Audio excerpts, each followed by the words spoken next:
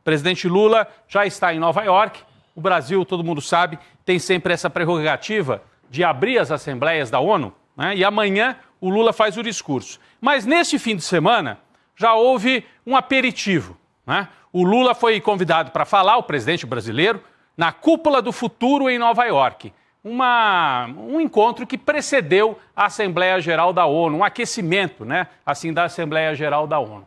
E foi curioso, o Lula, cada presidente, cada chefe de Estado tinha 5 minutos para falar e quem estourava o tempo parecia debate aqui no Brasil, não davam nem um chorinho. Cortaram o microfone no meio. E o Lula estava falando justamente, estava fazendo uma crítica ao sistema internacional da ONU, né, um sistema que não faz as coisas acontecerem, que aprova resoluções e não consegue cumprir estas resoluções. Então a manchete aqui, que é da CNN, Lula tem microfone cortado após estourar o tempo no discurso da ONU.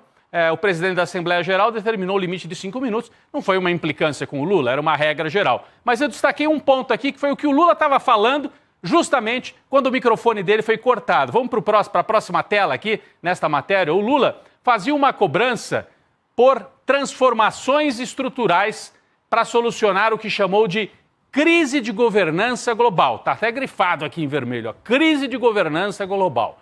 O Lula apontou que atualmente a maioria dos órgãos carece de autoridade e meios de implementação para fazer cumprir as suas decisões. Porque é o seguinte, um Estado nacional, o Estado brasileiro, né, tem capacidade de fazer cumprir suas decisões. Veja o caso do X, por exemplo, né? Alexandre de Moraes falou, tem que cumprir a decisão, não vou cumprir, então desliga, corta o X. A ONU, quando toma uma decisão, não tem os meios para fazer a sua decisão ser respeitada. Então, abre aspas para o que disse o Lula aqui, a Assembleia Geral perdeu sua vitalidade e o Conselho Econômico e Social foi esvaziado. A legitimidade do Conselho de Segurança encolhe a cada vez que ele aplica duplos padrões ou se omite diante de atrocidades, afirmou o presidente. Claro, ele está se referindo à atrocidade cometida nesse momento por Israel. Atrocidade na Cisjordânia, atrocidade em Gaza, agora atrocidades terríveis, ataques terroristas no Líbano. O Estado de Israel, a gente pode dizer, é um Estado que comete atos terroristas, selvageria, ocupa ilegalmente uma terra que não é de Israel. E a grande ironia, né? Bom, Israel está bombardeando o Líbano nesse momento, mais de 300 mortos, milhares de feridos, e antes estava atacando a Palestina. E o Estado de Israel só existe por causa da ONU, né, Chico? Como a gente sabe. Israel foi criado por uma resolução da ONU, com apoio e participação importante do Brasil, ao fim da Segunda Guerra Mundial, como uma espécie de resposta ao que havia sido o sofrimento do povo judeu na Segunda Guerra Mundial. É claro, já havia uma campanha, um projeto sionista de ocupar aquela região, aí casou uma coisa com a outra. Tinha o projeto, tinha a proposta, né, e tinha uma resposta para se dar pelo que tinha acontecido na Segunda Guerra. Então, a ONU aprovou a resolução que cria Israel e a mesma resolução cria o Estado palestino. Israel só existe por causa da ONU, descumpre as resoluções da ONU e nada acontece. Então, o Lula falou bem, atrocidades. O microfone dele, sintomaticamente, foi cortado quando o Lula falava sobre esses temas e certamente amanhã vai voltar a esses temas na abertura da Assembleia Geral da ONU. Lula, a gente já sabe, vai falar sobre Oriente Médio. Aí é o discurso de abertura, um discurso mais longo, né? Sobe ali naquela tribuna, Chico.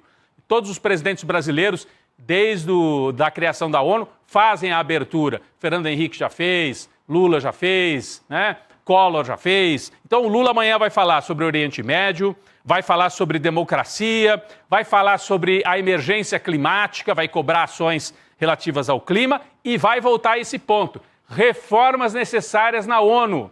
Reforma do Conselho de Segurança, porque o Conselho de Segurança só tem 5 membros. O Conselho de Segurança só tem 5 membros. Então a Assembleia às vezes aprova resoluções, o Conselho de Segurança veta. Quem é o Conselho de Segurança? Estados Unidos, Inglaterra, França, China e Rússia. É uma composição que reflete o fim da Segunda Guerra Mundial. A ONU, toda a estrutura da ONU, reflete o fim da Segunda Guerra Mundial. Eu até separei aqui algumas imagens, algumas fotos, né? Quem é que estava lá à frente das principais potências ao fim da Segunda Guerra Mundial? A gente tem a fotografia aqui de um dos encontros entre os 3 grandes, né? Churchill da Inglaterra, Roosevelt dos Estados Unidos e Stalin, né? O Marechal Stalin, que comandou a vitória do Exército Vermelho contra os nazistas. Então, na época, era a União Soviética. Esses três, mais a França e a China, compuseram, né, a arquitetura e dominam o Conselho de Segurança. Se eles vetam alguma coisa, a Assembleia Geral da ONU não vale mais nada. Qual é a proposta do Brasil e de outros países? Ampliar o Conselho de Segurança para que ele reflita não 1945, mas 2025, 60 anos depois. Mais, né, de 60 anos depois, 80 anos depois. Né? Então, tem uma proposta aqui para que Brasil, Índia, né, países da África, pelo menos uma nação africana, integre o Conselho de Segurança. Alemanha, que foi derrotada na Segunda Guerra, mas hoje é uma grande potência.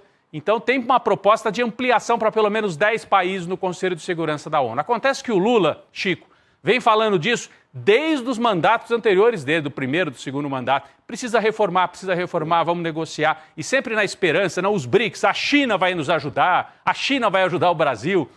Não vai, gente. Não vai.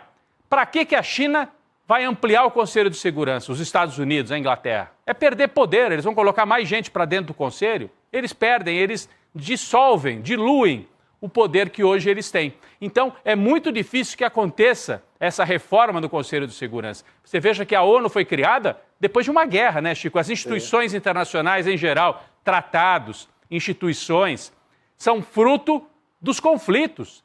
Né? Nenhum caso na história a gente conhece de mudança de hegemonia, de mudança de acordos internacionais que não tenha sido precedido por guerra.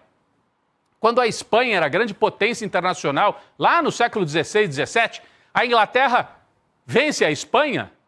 Antes de vencer comercialmente e politicamente, venceu militarmente. Venceu militarmente, destruiu a armada espanhola. Depois, a Inglaterra deixa de ser a grande potência e passa para os Estados Unidos quando acontece uma guerra mundial em que a Inglaterra, enfim, se desgasta demais e deixa de ser a potência dominante, o grande império, e o eixo passa por outro lado do Atlântico, para os Estados Unidos. Agora, o eixo econômico está mudando para a Ásia. China é a grande potência econômica. Os Estados Unidos ainda são. Então, está no meio de uma disputa. Como é que você reforma o Conselho de Segurança se você tem poderes ainda em disputa? É uma situação muito difícil. O Lula certamente vai falar sobre isso. É uma política internacional do Lula que aposta muito nisso, em ampliar o poder, o Brasil tem que ser mais escutado, o Brasil tem que ser ouvido. Acontece que no jogo para valer da política internacional, se você não tem arma, não tem exército, não tem bomba atômica, é difícil você se impor internacionalmente, viu? O Brasil tenta cumprir esse papel internacionalmente na base do soft power, o poder light, o poder assim, né? Não precisamos da força militar. Não vai abrir espaço só na base da mesa de negociação, não é mesa sindical. Ali nós estamos falando de grandes disputas internacionais e é difícil o Brasil ampliar esse espaço para valer só na base de negociação, de pedido, de reivindicação.